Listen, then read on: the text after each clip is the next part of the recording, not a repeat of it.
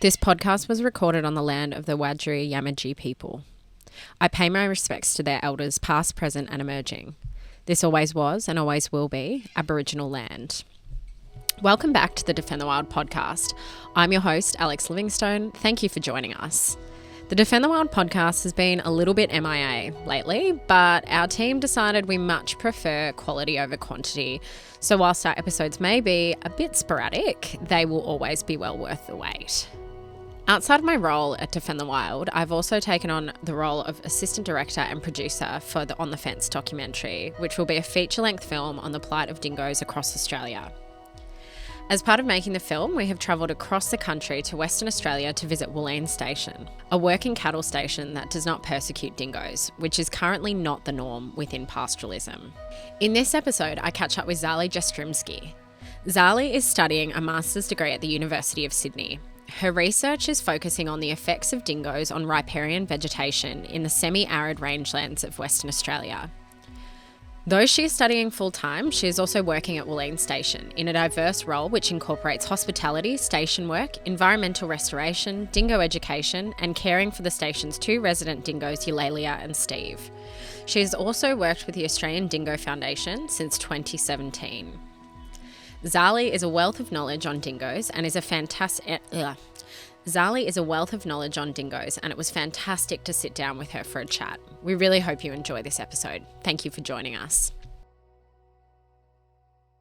Zali, thank you for coming on the podcast. It's so good to have you. I mean, you're kind of having me because we're here at Wooleen Station. It's so nice to have you here. It's been awesome. I guess we'll dive right into it. We're talking dingoes. Massive spoiler alert for anyone listening. Yes. What else is there to talk about? Basically, you're dedicating your life to understanding dingoes and their role in the environment, which is amazing. And you're going to do some research that I imagine is going to be massively impactful as well. I guess I'm wondering, where did your passion for dingoes begin and what kind of led you down this road in the first place? Yeah, it's a great question because I didn't really know anything about dingoes growing up. And like most people thought that there weren't any dingoes left in the areas where I'm from. So I'm actually from Victoria, but now living in Western Australia. But growing up in Victoria, you never really think about dingoes and you often hear about wild dogs and that's about it. And it wasn't until I was actually a year into my wildlife conservation degree that I found something out about dingoes.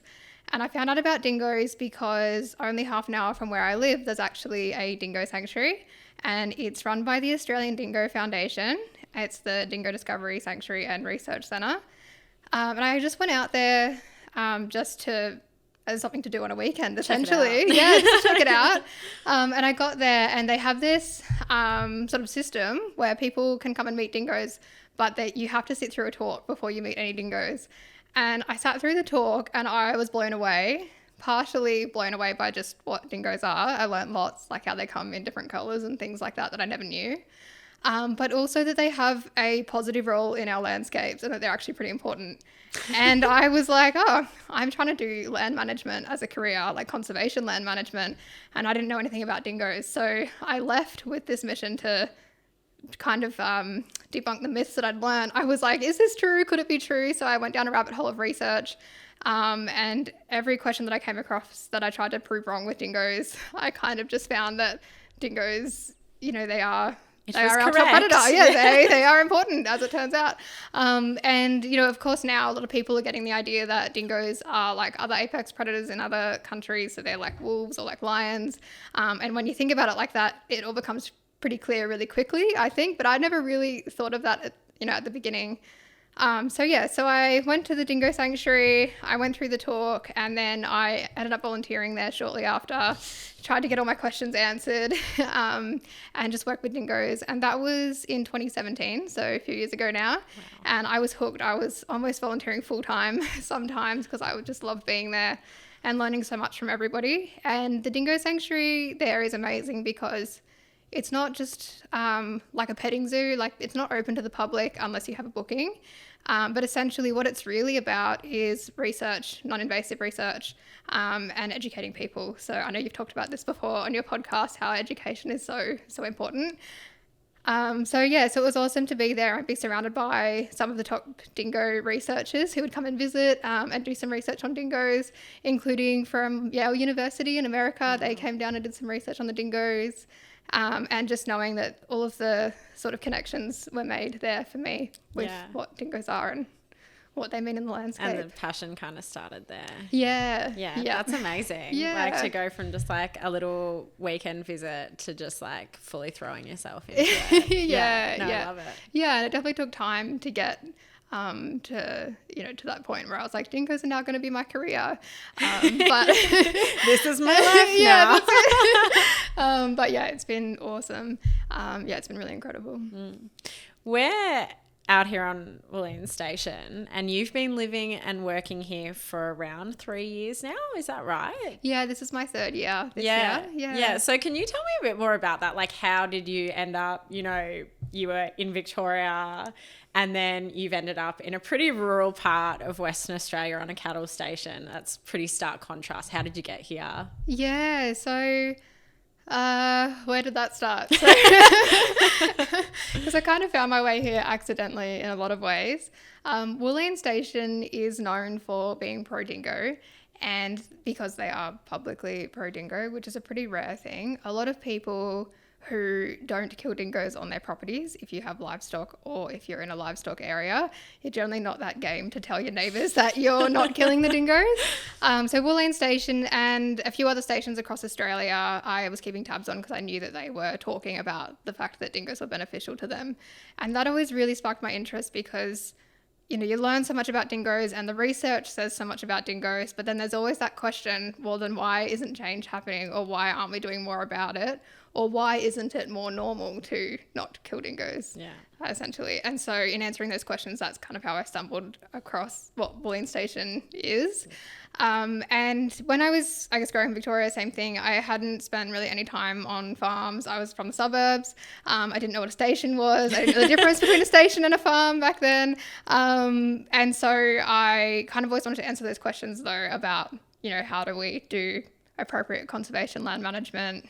And in my opinion, just doing it in national parks isn't going to be the thing that saves species from extinction, because national parks are such a small percentage of the landscape in Australia. Tiny percentage in the landscape. It's like 7% or something, isn't it? Yeah, that's it. Yeah. And, in farming country, agricultural country is more than 45% of Australia. So, if we're not doing conservation in these places, then, where is it really happening?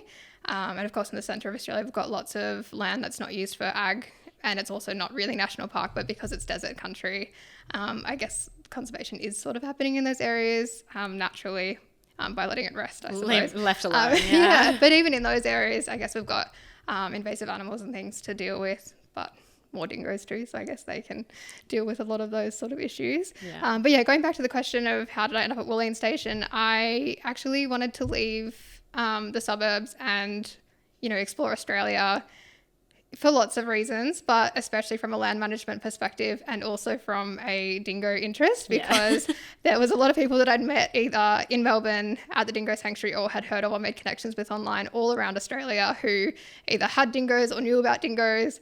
And so on my trip around Australia, I was determined to go and meet all of the people that I had been kind of like forming connections with over time. It was just a dingo tour. The dingo tour. Yeah. And so that was amazing. I met such amazing people. I got to go into zoos and meet their dingoes because they came from the sanctuary and all that. Cool. So I had lots of amazing experiences around Australia. And I also had never seen a wild dingo before. So that was my first time seeing a wild dingo, was at the start of that trip. Yeah. I think I was 4 days into my trip and I saw a dingo for the first time. Where was that? Wild. Can I say? It was in New South Wales. Yeah, wow. Yeah. So that was epic. And then from there, I just kept seeing wild dingoes. But of course, I was looking out for them. Like I was specifically out at dusk and dawn looking for them and, in the ways that you're supposed to interact with dingoes, of course. So just sitting and waiting. And obviously I went to Gari or Fraser Island. Yeah. And that as well was like, I think maybe my third time seeing dingoes was there. Amazing. So I ended up doing almost the full lap. So I went from Melbourne, I went right up the top. I stayed in Cape York for quite a while. I loved Cape York. went across the top, stayed in the Kimberley for quite a while Beautiful. as well. Then went down south in WA, but I couldn't actually get to Wooleen Station at that point because it was February. And as you might know, out here we close over summer. This summer we had some streaks of 47 degrees, so it's not ideal to have guests or anyone really visiting or traveling out here. So we do close over summer. So I couldn't actually get to Wooleen at that point. I got to Perth, and then Francis, who owns Wooleen, had posted a job ad for Wooleen Station when I was in Perth, and it was just perfect. And I was like, yep, I have to work there. And I was so excited that my application was accepted so quickly. And next thing I knew, I was heading up to Wooleen to work, and I never left. I was only meant to be here for 2 months to start off with. Wow. And then just loved it and fell in love with it. And stayed. I just haven't left. Become part of the landscape. That's it. So I guess, has anything surprised you about station life? Like, what have you, I guess, learned living on a station? And I mean, obviously preface that with, I guess Wooleen do land management pretty differently to a lot of different cattle stations, but like they're doing an amazing job out here. So what have you kind of learnt about station life? Yeah, so I stayed on stations and worked on a couple of stations before coming to Wooleen. And I never really brought up dingoes to begin with, and I'd sort of gauge and see if they ever mentioned like wild dogs or dingoes at all. I was surprised, like the station in Cape York, they were just like, whatever, there's dingoes around, don't hate them, don't love them, just, they're there. And that actually surprised me, because I kind of thought that I'd come into this like world of we all hate dingoes sort of thing, which hasn't really been the case for the most part, but it is such a polarizing topic for so many people. And, it's kind of amazing to see like online. I've never really thought about this before, but online there's so much. We would never say that we love dingoes and we hate dingoes, and it's pretty full on. And maybe that's just a hiding behind the keyboard thing. I'm not too sure. But in person, I feel like people are generally pretty okay with either holding their comments to themselves or having a chat about it, I suppose.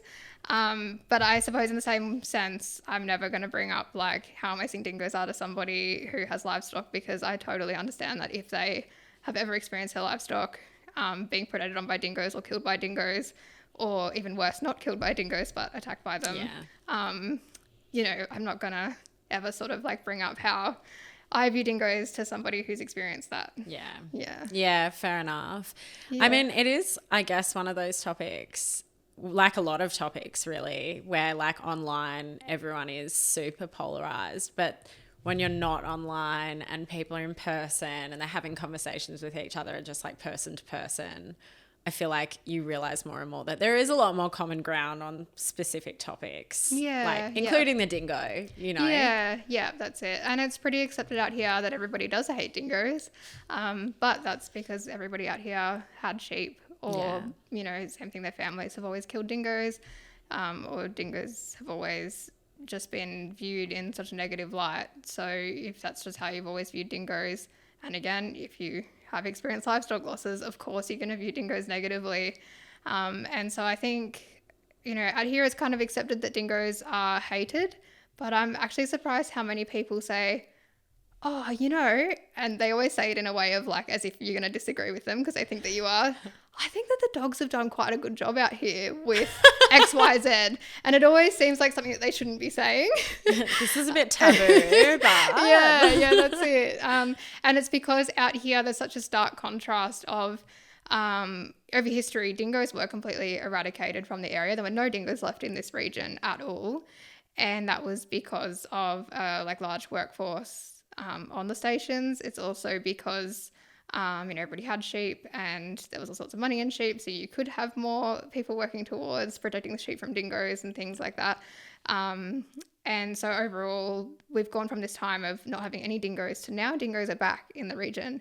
And dingoes recolonized naturally, like nobody's put them back here. They've come back naturally either from desert locations. I think also just north of us, the Gascoyne region always had some dingo, I was going to say wild dog issues, because of course that's how it's always written down.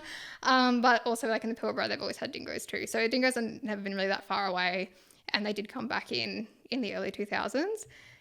And the landscape changes have been pretty interesting. So the feral goats are now completely gone. and there were a whole lot of goats back in the day, feral goats. So there was the goat export trade happening here. People were making money from goats, but it was pretty clear that the community wanted to eradicate goats. There was the fencing going up along the river to protect it from goats, which was very expensive. There was also helicopter control of goats, and then, the export trade as well. Wow. Even ammunition refunds out here. So if you were shooting goats, you get ammunition refunded. Wow. So lots of money going into goat control, and there were many thousands of goats being exported as well. And I know that in the early, sort of late 90s, people were thinking there's no way we'll ever get a handle on the goats. And some people making money from the export trade seem to also be farming them or releasing the breeding ones so that they could, in the future, get more goats. So people were sort of speculating we'll never get rid of goats out here. Early 2000s, dingoes have come back in. Now there's no feral goats. So it seems pretty clear that it's because of the dingoes that there's no feral goats left out here. And if people are wondering, could dingoes really kill that many goats? Dingoes don't have to kill that many of an animal to have that much of an impact in a landscape. It's sort of how everything behaves in a landscape. So just dingoes being present means that goats might not be able to hang out at the water points when dingoes are there. Just things like that mean that they're going to shift how goats behave and move, and then also consuming goats as well means that they can obviously decrease their numbers. So some people out here would sort of mention that positive impact that dingoes have had, but they say it in such a way of I know I shouldn't be saying this, or it's crazy that I think that the wild dogs could have some positive impact. Yeah. They've had a fairly big impact on the kangaroos here. And I think maybe that's something we should discuss a little bit more deeply in terms of why that's beneficial, because I think there's a lot of people that maybe don't understand. Can you talk to me about the impact that dingoes have had on the kangaroo population here and why that has been beneficial for the landscape? Yeah, definitely. So you're right. Some people think, oh no, dingoes are killing native animals. This is not a good thing. But it is actually a tremendous thing, if I do even use that word, out here in this landscape. So we are currently sitting in a semi-arid landscape. It is really dry. We get 200 millimeters of rain per year on average. Some years it doesn't rain that much. Other years, we might get double that, but it's really, really rare. And so in a place where rainfall is so erratic and so irregular, the plants out here, they're really hardy, but they're really slow growing. So a tree out here would be a similar size. Say there's a maybe a 200-year-old tree out here, it would probably be the same as a 50 or 70-year-old tree in Victoria. So, things are just slow growing out here because they're just waiting for rain. And when they're waiting for rain, they're often almost dormant looking. They might even look dead over summer. Please. And then you get the rain and then they can sort of shoot up and grow a little bit. So we're in a landscape where rainfall is definitely a limiting factor.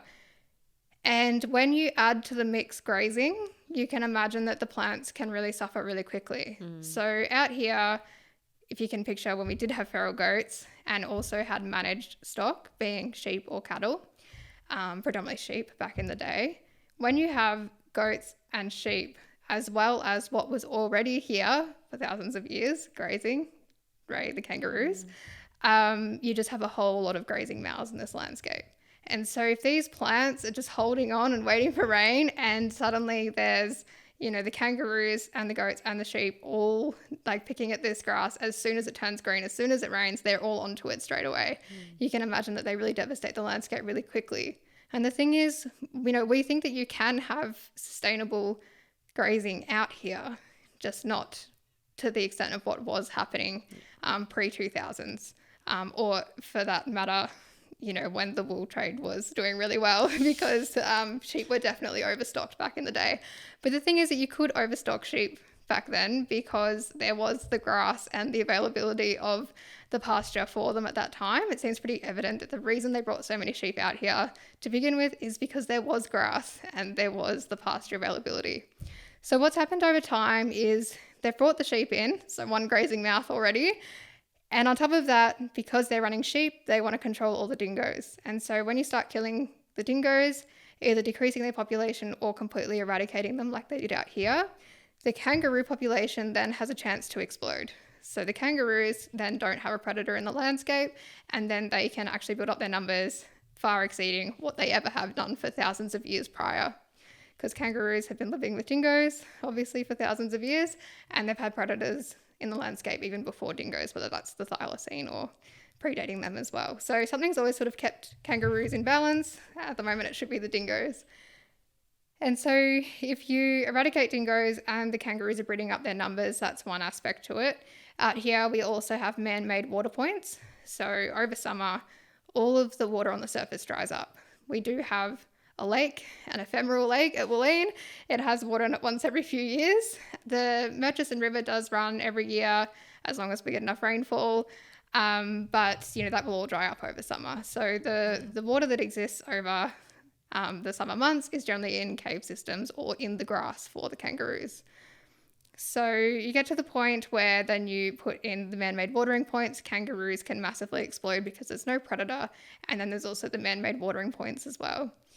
So, you know, if you have the dingo in the landscape, it means that then they can control the kangaroos back down to the numbers that they should be at. So, yeah, so that's why it's beneficial for dingoes to be controlling kangaroos, even though it seems to be bad that they're consuming a native animal. But yeah, essentially it's all about keeping things in balance. And, you know, you might be thinking about the livestock aspect, and is it because we've got livestock that we want to control kangaroos? It's not the case. It definitely does mean that kangaroos become a pest to land managers because they want enough feed available for their cattle or their sheep.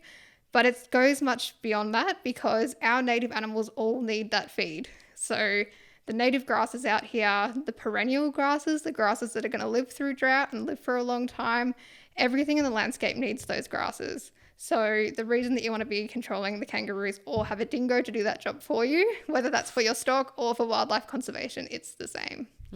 Totally. Yeah, that was a really good explanation.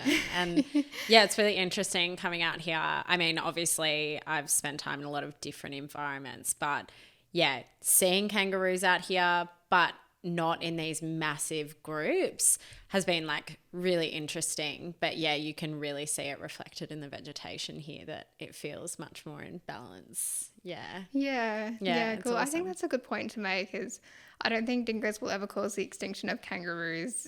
You know, like dingoes aren't going to be the reason that kangaroo populations completely decline. In all the places where there's dingoes, there's kangaroos. And maybe I'm going off topic a little bit, but I think it's a good point to highlight in terms of dingoes eating native animals.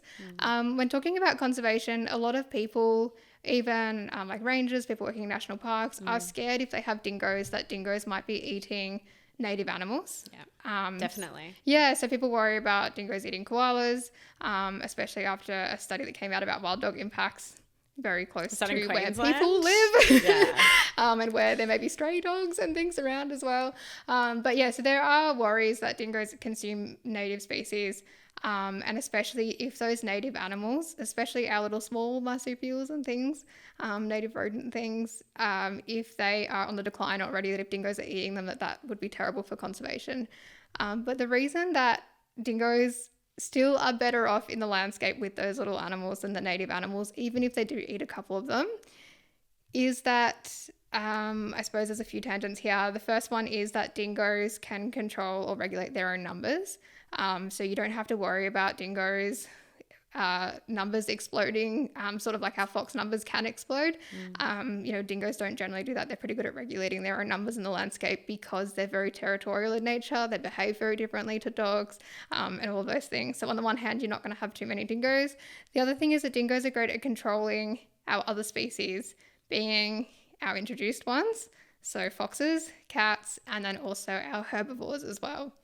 So when you think about it, if dingoes are doing a great job of controlling feral goats and keeping kangaroo populations down, you can imagine that the grasses and the vegetation is doing a lot better. And if the vegetation is doing a lot better, those smaller Australian animals that might be struggling have a house and they've got feed and they've got the resources that they need. Yeah. And then if the dingoes are also controlling foxes and cats, then they're also taking away or reducing the amount of chance that those animals would come in contact with another predator. And the thing is that foxes love going for the things that are endangered, almost endangered. In Australia, we've got a lot of threatened and endangered species, a lot that are already extinct. Of course, you might have already covered this. We've got the highest extinction rate of any species, any country in the world. But essentially, the animals that are most at risk are the small animals, the ones that foxes and cats prey upon. Dingoes much rather go for things like kangaroos and your bigger items, depending on where they live and what type of dingo it is. But yeah, so generally, you're still better off having the dingoes in the landscape, even if they are eating native animals, whether that be kangaroos or something else. Yeah. I feel like it's a good point to make as well that like kangaroos have adapted to be able to get away from predators like dingoes. So it's not like they're having a successful kill every single time they're pursuing a kangaroo. Yeah, for sure. Yeah. Yeah, and the thing is kangaroos are hard to get. Yeah. And so dingoes aren't normally killing more than what they need or anything, by any means, because kangaroos are pretty good at getting away. They're pretty fast, pretty agile. So yeah, it generally takes a lot of work for a dingo to take down a kangaroo, and then they're pretty good for a while. Amazing. Yeah. I guess I want to jump in and ask you, I know you do educational talks here at Wooleen. Maybe two-pronged question. What is your role at Wooleen? And I know that includes a lot of stuff with the dingoes. And you obviously provide your educational talks, so I'd love to hear more about that as well. Yeah, so Wooleen Station is an operating cattle station that is also running tourism and also focusing very heavily on conservation and regeneration of the landscape. And so, as you can imagine, there's lots to do all the time. So my role can change quite a lot. Essentially, most of the time we're working in tourism out here. So the first year that I was here, I was employed in tourism and hospitality work here. And so that's lots of, checking in campers and answering phones and things like that, which is amazing, but also kind of is a great foundation for learning about what Wooleen does, right? Because campers and people visiting and guests, they always ask the questions that you also want to know the answer to, or that, you should find out more about sort of thing. So that's been awesome, having a big diversity of guests, and then they kind of sway like what you can learn and all that. So yeah, so start off with, I was working in tourism and hospitality mostly. When I first got here, I said to Francis and David, look, maybe I could do some dingo talks. And they were like, yeah, sounds great. So I was doing that sort of as soon as I was here, but it kind of felt like I was roping people into it.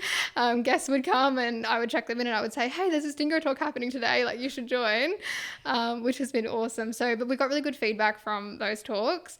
And as I say, Wooleen Station being publicly pro-dingo, I feel people generally have a lot of questions about that anyway. And are quite curious about how David and Francis use dingoes as a management tool. So I also give presentations about dingoes. We've recently had the addition of 2 captive dingoes here at Wooleen. So we've got a male and a female dingo, Eulalia and Steve. Yeah. And they, they've settled in really, really well. They've been here for the past year. We're about to start using them for encounters. So people will get to meet them when they visit if they book an encounter, which is very exciting. Particularly Steve. Yeah. Friendly boy. Yeah, that's it. So Eulalia is quite shy, very typical of a dingo. She likes to meet people, but only in the exact right circumstances. And she's very picky about who she chooses and what treats she gets. But Steve, on the other hand, he's pretty happy-go-lucky and he loves meeting visitors, which is awesome. But yeah, the reason it's so awesome having them is because if people view dingoes in a negative light, it's such an amazing way to sort of, view them as a sentient being, I suppose, rather than sort of like a pest species or, dingoes get such a bad rap normally. So yeah, it's great having the 2 captive dingoes and to have that kind of talking point and capture people's interest in dingoes. It's great. Yeah, totally. Yeah. I think it's amazing to give people that experience of being able to see dingoes for what they are. Yeah. And like you said, just appreciating them rather than the narrative that has been fed to people. And I think that's such a huge thing, isn't it? Like, people have negative views about dingoes because that is how it's meant to be. That's how it's always been since sort of colonization, I suppose. Yeah, definitely. Yeah. What kind of feedback are you getting around the dingo talks? I imagine hugely positive, but do you get a lot of people that are sort of coming to the talks that have these negative views around dingoes that sort of walk away from it and have had their minds changed? Yeah, I've had a few doggers. I say a few, probably exactly 3. Wow. Doggers come to presentations. Generally, the feedback is really good, even from people who do kill or control dingoes, even people that have livestock. Often, and it's actually something that Frances told me when I arrived. She said, often people come and say, oh, like, it's great that the dingo thing works for you, but it'll never work for us. And I think that's as good a mindset as any, you know, like to have this recognition that dingoes can be viewed positively, that they are beneficial in the landscape, is a great sort of step forward compared to where we have been, I think, as Australia. So the views on dingoes definitely vary in the presentations. I don't just get people that love dingoes that come to the talks, that's for sure. Which is great. Yeah, it is great. And I actually ask people at the start of my talks, do you like dingoes? And I get people to raise their hand. And yeah, let me tell you, not everybody raises their hand, certainly. But I actually asked that question as a preliminary question to, do you like wild dogs? So often when I ask the question, do you like dingoes? Most people put their hands up. And when I say, do you like wild dogs? Everyone's hands go down. So that's always really interesting. So people often hate wild dogs but love dingoes is a really common theme. So it's great to be able to explain what that term wild dog actually means, which of course it actually means dingo. When we're talking about wild dog management in Australia, we're always talking about dingoes essentially. So it's always great to have those conversations with people.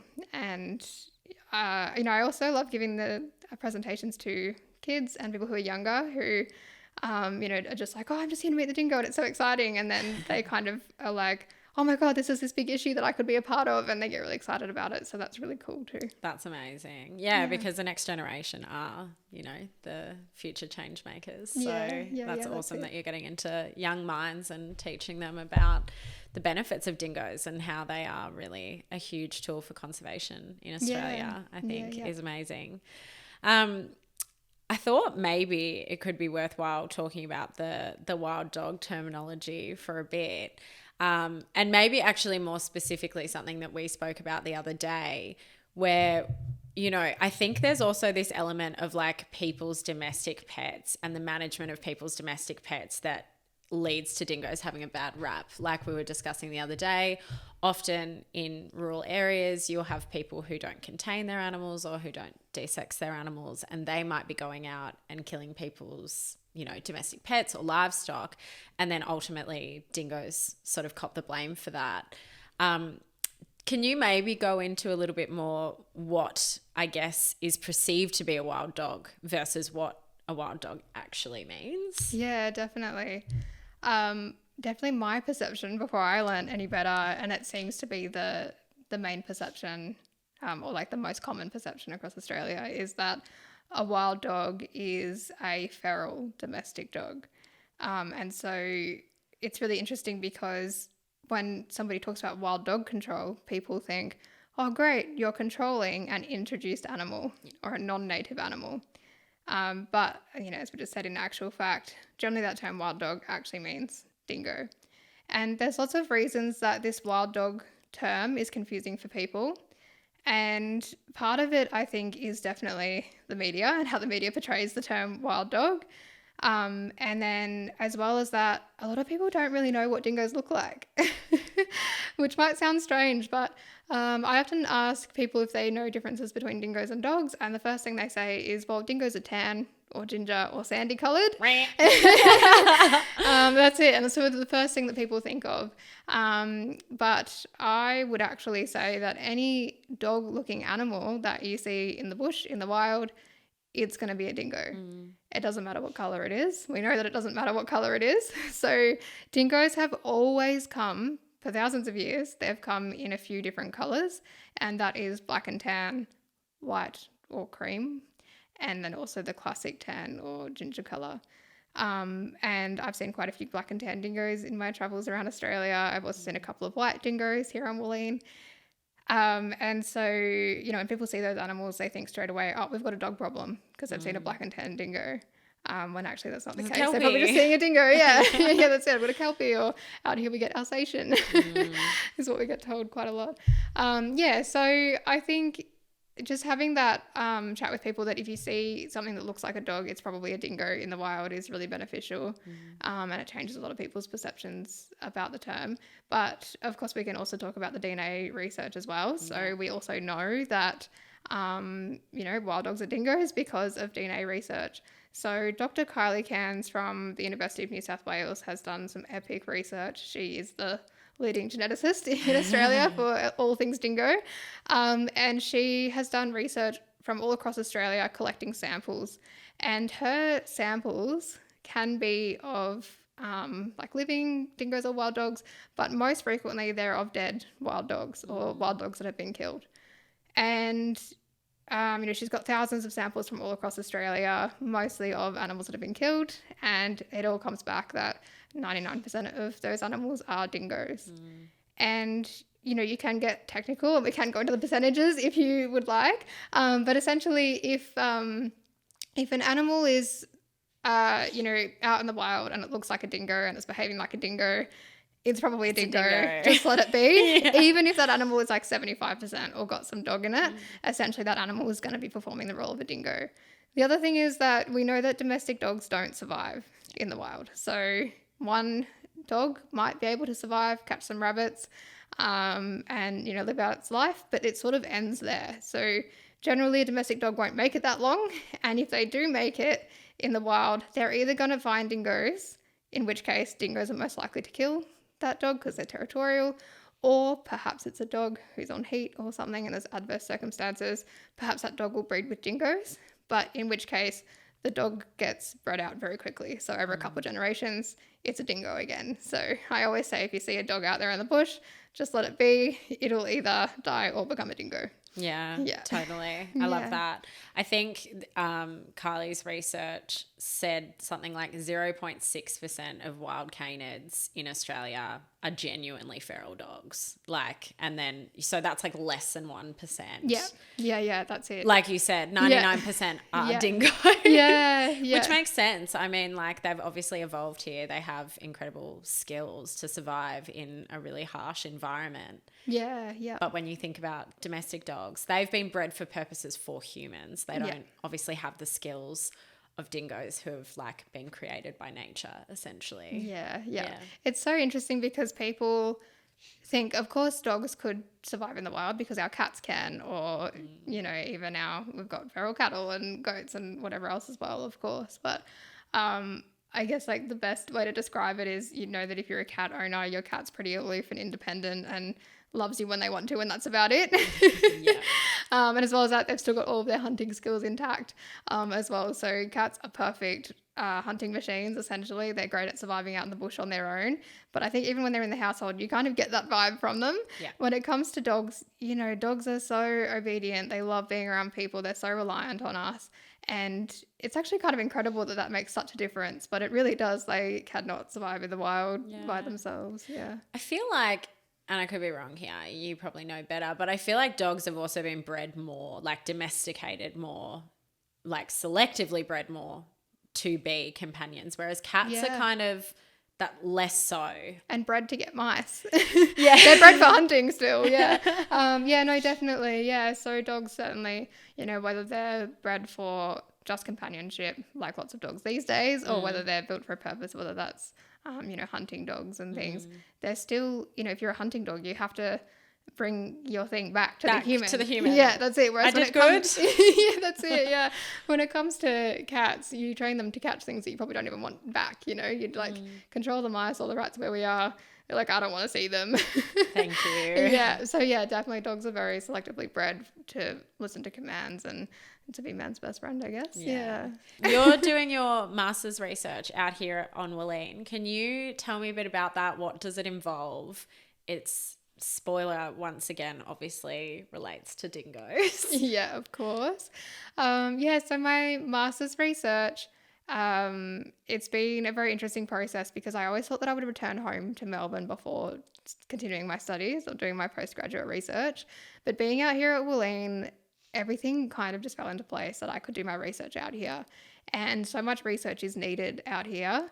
Out in the Murchison, there's not that many people doing research, unfortunately. Like, the locals would love if researchers could come out and do more out here, I think. So, and the dingo story is obviously such a fascinating one. And their impact on goats and their impact on the landscape is something that isn't actually written up yet scientifically. So, I say I was meant to be here for 2 months, but then the longer I stayed, the longer it seemed like I could stay and I could actually do my research out here. So that's what I'm doing. And the research is split up into 3 chapters. The first chapter, I'm actually just documenting a timeline of dingoes out here. So I'm looking at when dingoes were eradicated, and then at what time they came back into the region. So I'm actually doing a bit more of a social science paper on that one. So I am actually interviewing people and collecting more of the historical records in the region from dingo presence and absence, and also getting wild dog bounty figures and things like that as well. Wow. So I'm collecting the history of dingoes. That's the first part. The second part is looking at the impact of dingoes on specifically feral goats. So out here, I've already told the story about how they got rid of the feral goats, but it seems pretty clear that across Australia, dingoes do a great job of controlling feral goats, or even where you find goats or goat distribution seems to be very impacted by whether or not there's dingo populations in any given area. So I'm looking into that. And then the third chapter, I'm actually looking all the way down to vegetation level. So I'm looking at if dingoes have such a good impact on goats and then also keeping kangaroo numbers down, what kind of impact does that have on our vegetation out here? And so I'm specifically measuring trees and doing vegetation surveys to find out how they may have responded to goats being absent from the landscape. So the observation is that I'm testing is that it seems that there wasn't much recruitment of new trees. So there weren't any new trees coming up in the time when goats were prolific in the area. Mm-hmm. And it might not just be goats, it could also be the overabundant kangaroos and the sheep and that as well. But essentially it seems that either from trampling or from consumption, there wasn't much recruitment of trees, especially on riverbanks, in the time when there were lots of goats in the area. There's lots of little trees coming up now, and there's lots of really old trees. So I'm measuring the trees and having a look at what's going on, and seeing if we can get a bit of a timeline happening and see if it's because of the goats disappearing that the new trees are now able to come up and establish. It's really cool. And I'm really excited for your research to come out, because I think it's a lot of things that make sense, even speaking to Dave about, the impact that's had on the vegetation, to actually be able to quantify that and have, a research paper out there on that will be really, really exciting. Yeah, definitely. It's been so interesting, as I say, just researching things in this area, because it's so evident that there's not much research done in this region. And I think just doing vegetation surveys of any kind is so helpful for any future research, whether it's on dingoes or just how the landscape changes in general, because there's other issues going on up here like erosion and overgrazing, of course, and all these other impacts. So it is interesting to look at, if I don't find it's because of dingoes, what is it from? We don't know. Yeah, that's it. So yeah, it's really, really, I just think so worthwhile to be doing the research out here. Whatever I end up finding, it's And some of it, and you'll probably explain it better, but another thing that Dave has mentioned while we're out here that I found really fascinating is, there's so many other things that are connected to that vegetation, that helps with erosion and also filtering the runoff, water that then goes into the river. He's saying with more vegetation in the landscape, you're getting clearer water running through the river because it's being filtered more by the actual vegetation. Yeah, that's it. So I think that dingoes are definitely the key to helping either stop or slow erosion. I shouldn't say stop erosion. I think erosion is something that's ongoing in the landscape all the time, no matter what. But in terms of it's just so extreme at the moment out here. And you can see why. There's bare ground. There's, the river channels are just, the water's just flowing down so fast. It's, it's pretty incredible, but also really sad. That all that water is being lost. So it's very interesting that if the dingoes are having some impact on whether or not trees can colonize the banks of the river, then of course they are helping with erosion. They're going to help slow erosion down. So it's pretty amazing, that top down effect. I think if you can link it, it's Amazing. And I think that you mentioned, and a lot of people mentioned to me in my talks, have you heard about the wolves at Yellowstone? And I know I've mentioned this before in other areas as well, but I think something important to note is that I think dingoes have to have an impact on things like erosion and vegetation cover. There's no doubt at all that they do. The extent of the impact, you know, who knows? That's sort of up for debate, I suppose. But the fact that dingoes have some positive role, absolutely, that's, I think, pretty certain in everybody's minds. And I think the thing with the wolves in Yellowstone that's so interesting is people love the story of the wolves in Yellowstone, and therefore people who hate wolves also absolutely hate the story, don't they? So it's like the worst thing in the world that you know, this story is so popular or so fascinating to people. And there's actually a lot of papers against or like rebutting the wolves in Yellowstone and their impacts there. Sure. Yeah, but I think the really important thing to note is that, you know, people say, oh, but the wolves didn't have as good an effect as what this first paper said, which I think they do anyway. They've released so many papers about it since. But I think the interesting thing is, like, dingoes and wolves are not the answer to all the problems in the landscape. No. They can't be, you know. They're a big part. Absolutely, yeah, that's it. Huge part, yeah. And I think the thing is just most people view dingoes in such a negative light. Hardly anybody in the pastoral industry views dingoes positively. And that is crazy. Like I say, like, there's no way that they have a positive impact in the landscape. So I think just releasing these, like, either this science or these observations that dingoes might be having a positive role are so, so important and so just, yeah, so incredible. The wolves in Yellowstone story is so amazing because they just show that predators can be lots of things. They can be negative for these reasons and absolutely positive for these other reasons as well. And I think documenting that whole story is so important because currently we're very much lacking the other side. Yeah. And I think that's very common with predators, sharks, you know, wolves, dingoes. We generally lack the positive side, whether it's because the media find it's more entertaining to talk about the negatives of these animals. But in general, I think everything that we can do to highlight their, you know, their influence in the landscape is just so important. Yeah, apex predators in general, hey, like globally, a lot of negative feelings around them from a human perspective, but hopefully, you know, with work like you're doing and other people are doing, that mindset is hopefully starting to shift. And I think with dingoes there is, you know, it's not like an avalanche, but there's a bit of a snowball, I think, starting to happen, hopefully. And I think, you know, maybe that's obviously going to be slower with landholders who are like directly impacted by dingoes, and I can understand why.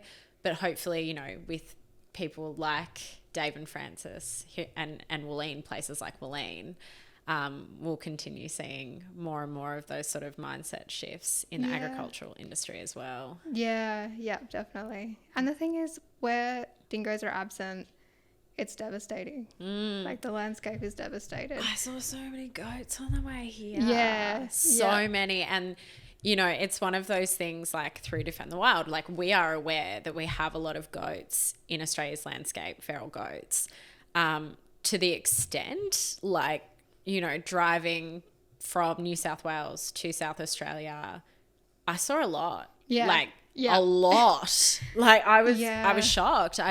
I didn't think that just driving along a main highway to get from point A to point B, I was just going to be seeing like sort of droves of goats on the side of the road. And I'm just thinking, there's not a lot of dingoes in this landscape, are there? It's south of the dingo fence. Yeah, for sure. Yeah, I think that you're right.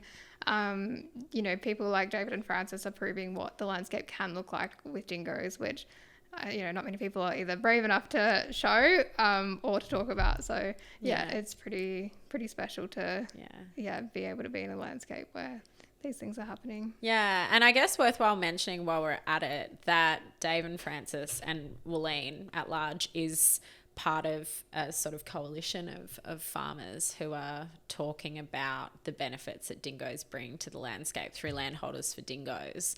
So they're not alone. There's still a small number of them, but there's a few cattle farmers or graziers out there who are starting to talk more about those benefits. Yeah, definitely. And I think as some people talk more about retaining dingoes, and other people can feel more comfortable to talk about it as well. And the thing is that the only reason that David and Francis didn't kill the dingoes when the dingoes came back on their property is because other pastoralists had told them what they needed to fix the landscape were dingoes. Yeah, wow. And it's just through, you know, that education and having this idea in your mind, like, oh, maybe there's another side to this that is so powerful for people who are managing land and trying to make decisions about what's right, both for production but also generally for conservation too. Just to have the education or just the ideas out there, or to see that other people are doing things differently, to go, oh yeah, maybe I could try it. Or, maybe I could give it a go. Yeah, that's it. Yeah, totally. Yeah, especially when they're getting such amazing results. Yeah. Could be worthwhile talking about, I know we're in Western Australia right now, but we are both from Victoria. Yeah. The Victorian government recently made a decision to protect a geographically isolated population of dingoes in Victoria's northwest. This is obviously super significant decision. Yeah. It's first in the country, Yeah. actually. I couldn't believe it when I read it. I think was like, everyone hang on was a second. a bit in shock. Yeah. It happened really sort of out of the blue almost. Yeah. And as far as I know, like in terms of stakeholders, I think everyone was a bit like, oh, they've done it. Yeah, cool. Nice. Yeah. I guess it would be really cool to hear your thoughts about it. I have quite a few thoughts about it. I think it's wonderful. I also think, you know, there's still a bit of work here to do to make sure that it's successful. I think from my perspective, whilst I'm like, let's celebrate this because it's a massive win, and it is a massive win, I'm like, if there's not follow through, I guess, to support people on the ground to protect their livestock, to show that like we can do this, like we can take away lethal control and we can put predator mitigation in place that actually meets the needs of stakeholders on both sides, then we're in danger of that actually having a negative impact on dingo protection, because you don't want it to become the example where people say, well, you know, they tried protecting the dingo in northwest Victoria and look what happened. Yeah, definitely. Yeah, I don't want to put a damper on it, because I think that it's also a massive opportunity to show that it can be successful, but I think it's also like absolutely worthwhile being aware of that possibility as well, so that we're all like on our game. It's very, very interesting to see how it will play out. As you say, it's a big win. It has to be a big win. The fact that we can get to a point where the unprotection order could be lifted is huge, and I know so many people were working really hard on that for a long time and are still working really hard on it in Victoria for the rest of Victoria too, of course. So like they've done amazing work, and yourself too. So so amazing that you know, we can get to this point.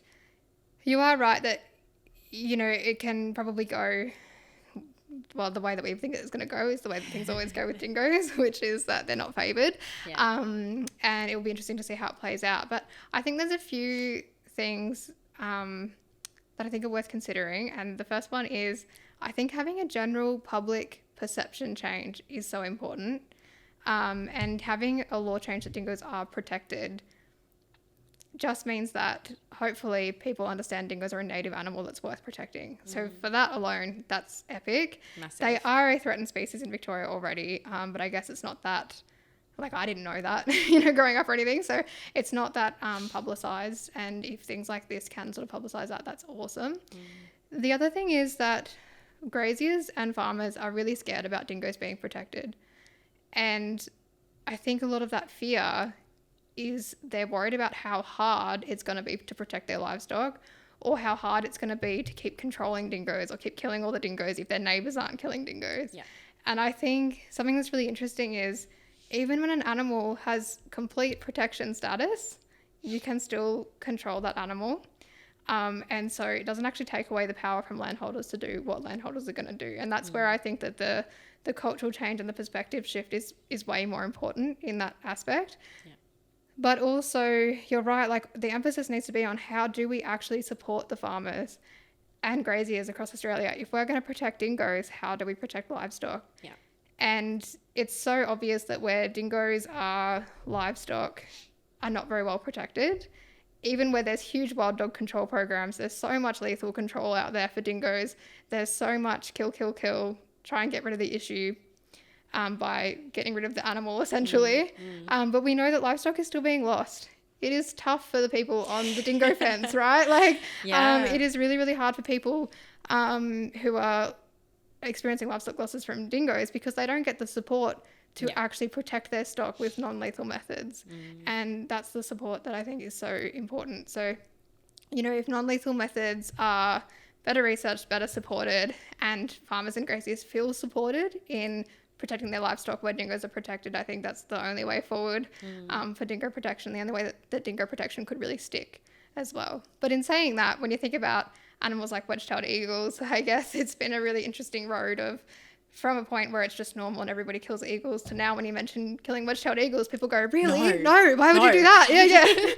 Yeah, that's it. Who would do such a thing? Yeah, that's it. So I guess it's sort of getting that perception change it's very slow. It's the slowest way to get change, isn't it? But it's, I think, the only way that the change will stick. That is a really good point. Yeah, like just how normalised it was. I mean, I think I've got, and I don't know exactly what relation, but there's old family photos of mine, you know, from great-great-grandparents who were hanging, you know, the bodies of wedge-tailed eagles on a fence. So, yeah, you're so right. It's such a good point because it's so unacceptable to most people now. Yeah. I think, you know, something that I really like, I want to say well done to the Victorian government for making this decision because I think it's a great decision to make, but I also want to make sure that we keep them accountable because this is where the real work starts in what you're saying. And even, you know, across the board in Australia, whether you look at from a government perspective or from a peak industry body perspective, all the resources, support, workshops, training days, you know, employees who are on the ground to actually support landholders in their management of dingoes, all of that relates to lethal control, all of it. Yeah. And there's no one on the ground to help farmers if they have a livestock guardian animal to say, hey, it's not working the way that I thought it should be working. You know, someone who has expertise in that to work with those farmers and say, well, these are the reasons why it's not working. Yeah.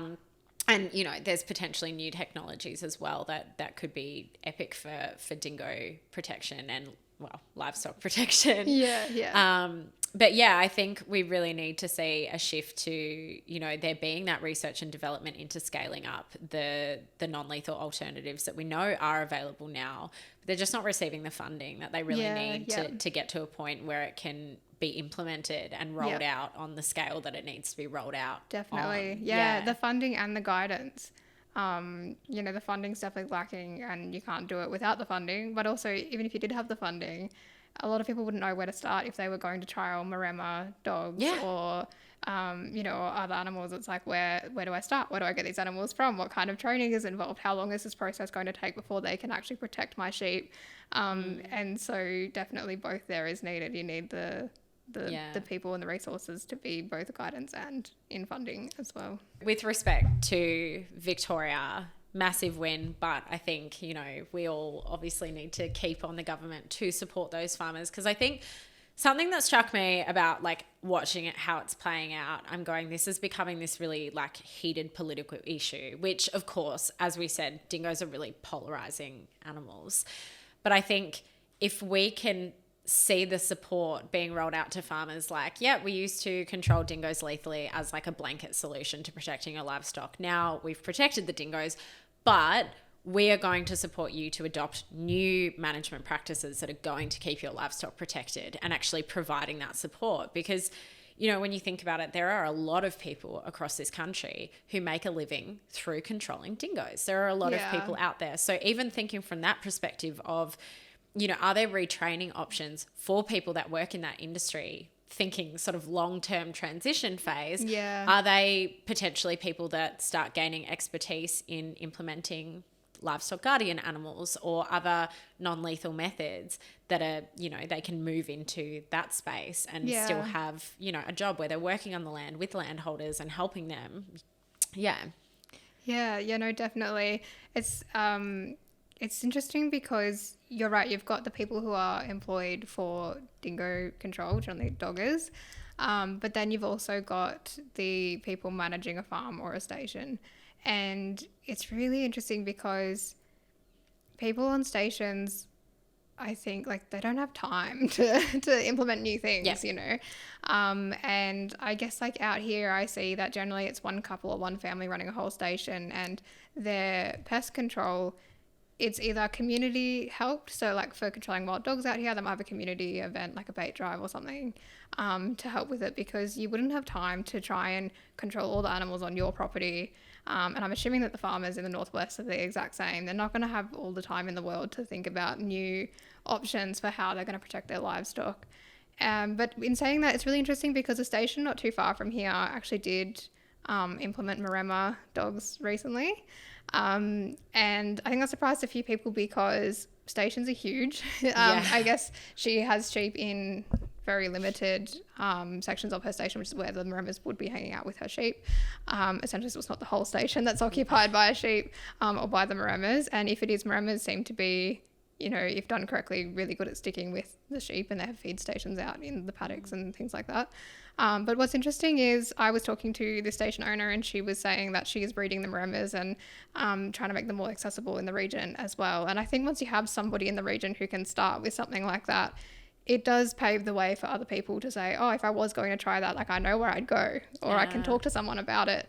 And then people can decide like, oh, you know, it works for her because she loves the Maremmas and, you know, and she can put the time into it. Maybe it wouldn't work for me, but at least it's still that point of contact of I could decide if this works for me.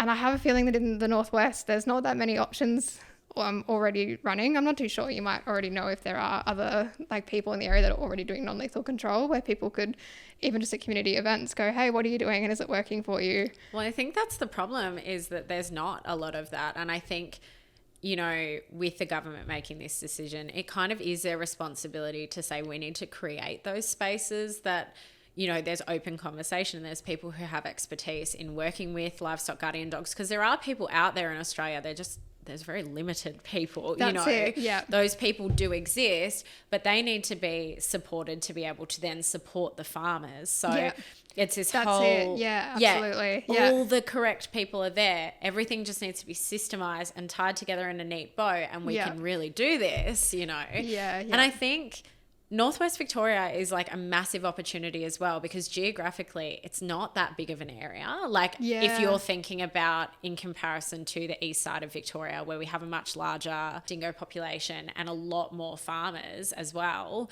we really have this opportunity to say we're working with a relatively small population of dingoes, relatively small population of livestock potentially in comparison to other areas, really have an opportunity to show like a proof of concept and say this is something that's transferable elsewhere, not only in Victoria, but other parts of Australia where it would be appropriate to implement things like livestock guardian animals. So I think it's really positive. We need to stay on top of the government and ensure they provide that support. And yeah, I think that that's the biggest thing for us as sort of dingo advocates, is trying to ensure that that is followed through with and not like, celebrate the win, but let's go all the way with it and make sure it happens. Yeah, the other thing is when we have such a successful change in legislation like this one, though small compared to the rest of Victoria, the rest of Australia, still amazing accomplishment, is that because it's been successful, the people who are against it are fighting really, really hard against it now. So like they're going to up their, you know, we really don't want this to happen. Fair enough. That's because they want to protect livestock and they're scared, as I say, scared of it happening in the rest of Victoria. But it does mean that they up, you know, the pressure on it not happening in the rest of Victoria, or even being revoked in, you know, Northwest Victoria. So that's the other thing, is it is an amazing win and we can definitely celebrate, and people have worked really hard on it, as I say, and good on those people. But it does mean that we don't stop, like you say, like we have to keep going. And I think one other interesting point to talk about, because I saw it sort of crop up in the media around September last year, and there was discussions around whether Victoria's population of dingoes still qualify to be a threatened species as well, which was a really interesting one. And I just think, you know, let's have the optics to maybe say that is a real possibility, that, you know, opponents of dingoes in general could push hard enough for there to be, let's have a look at this. Do they still qualify as a threatened species? And if they don't, we still need to advocate for why it's important to protect them, which obviously you know that. But, you know, I think that is a really interesting thing to think about too, because I think it is a possibility that in time if there are population surveys and they find that they don't necessarily qualify as a threatened species, that advocacy still continues, because it's not just about the fact that they're a threatened species. It's the fact that they are such an ecologically significant animal in the landscape. Definitely. Yeah, definitely. It's interesting being away from Victoria for quite a while now to, I guess I am better at having the conversation regarding dingoes without thinking like, we need to save dingoes. You know what I mean? Because that's not really what it's about at all, because dingoes are never going to be extinct, at least at our current rate. Yes, dingo control and wild dog control, which is killing dingoes, is huge in so many areas, and therefore dingoes are either, absent like central Victoria, or like they used to be here, or, in decline or in lower numbers where that wild dog control is prevalent. But the thing is that there are strong dingo populations in places, whether that's the desert country or other areas. So dingoes are not going to go extinct. They're not at risk of extinction anywhere else. In Victoria, it's really interesting because dingoes are actually only in the pockets of, they're in the high country, over east, and then in northwest Victoria, like what we're talking about now. But in central Victoria, there's no dingoes. But in saying that, the dingoes being a threatened species, when that happened in Victoria, Kylie Cairns hadn't released her research, right? So I don't think people really had a good understanding of how many were dingoes, how many were crossbred with dogs. I think that was all that was all up in the air at that point. I don't think we really knew about that. So now that the research has come back and said, look, dingoes are not at risk of becoming dogs in the wild because they're not, that hybridization isn't actually one of their major risks, which we used to think that it was, then perhaps, that's it in Victoria. Now that we know that they're pure dingoes, maybe they're not going to be a threatened species anymore. But you're right, across Australia, especially in Western Australia, there's plenty of dingoes around, in the Kimberley and the Pilbara especially. In the southwest of Western Australia, there's no dingoes left. We also have a dingo fence. In the southwest as well, there's also sheep and wheat country dividing the southern farming country and the station country, which is where we are as well. So it's very interesting how all that plays together. There's no dingoes in the southwest, but then dingoes are never going to go extinct in the Pilbara. So you couldn't have a blanket thing in WA saying dingoes are threatened. But the thing is that when the dingo control is occurring, it really changes the way that dingoes function in the landscape. And you might still have some dingoes in the landscape, but if you are controlling them where their numbers are decreased, they don't have this positive effect on the kangaroos because they can't do their job. And what we call animals that get to that point when there's not that many of them in the landscape, we call them functionally extinct. So they don't have that function in the landscape. And it's actually a term that I use for foxes out here because we actually used to have a lot of foxes in this region. Everybody out here knows that there used to be heaps of foxes when they were growing up. But now there are no foxes. And I think the best test to see if there are foxes in the area is to leave the chicken coop open, which we do quite frequently here. But we can do that because there are no foxes out here at amazing. All. So a fox hasn't been sighted here for many years. And I was actually talking to somebody recently at Murchison Settlement, which is where I guess all of our community events happen out here. And they said, they've only been here for the past 5 years. They said, I thought that foxes couldn't be out here because it's too hot and they couldn't survive like over the summers.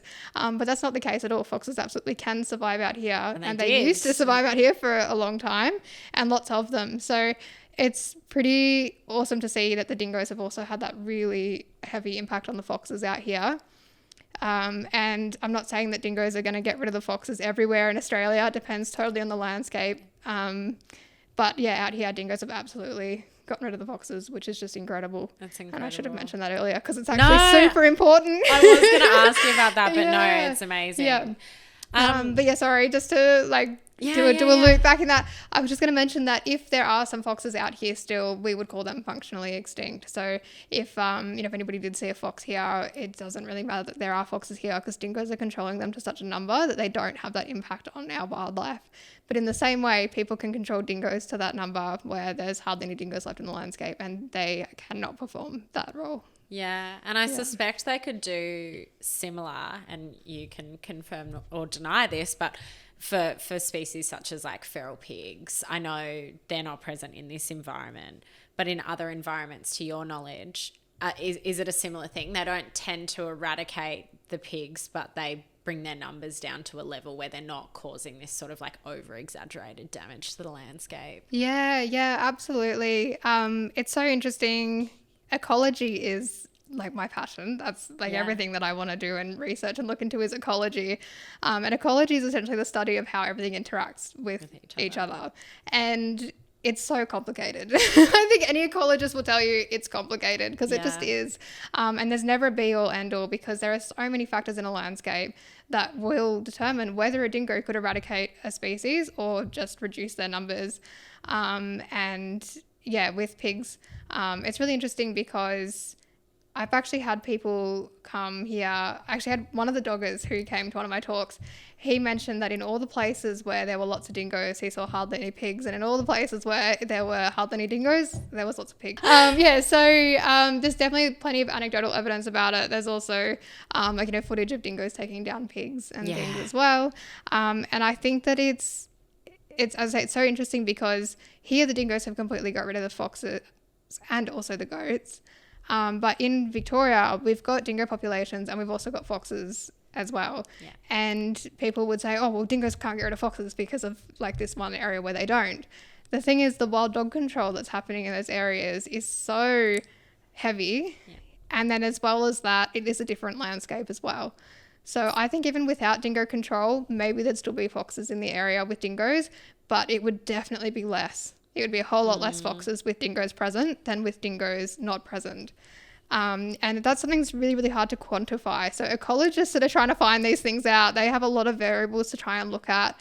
You can try and do experiments in a landscape, which might mean that on one paddock, you don't control dingoes. On one paddock you do, paddock being probably a lot bigger than what you'd picture when I say paddock. Out here paddocks are massive.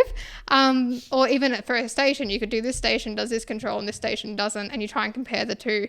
But even that just gets so complicated and so complex. So there's so many factors that might make a difference between the two properties as well. Hey? Yeah, absolutely. Yeah. And then also seasonal variation is huge. Yeah. Out here, there is a huge difference between when the lake has water in it and it's cooler compared to, like I mentioned earlier, the 47-degree streak. How the animals are behaving and the interactions that are happening are so different. We had endangered birds at the homestead, hanging out in the trough with the captive dingo.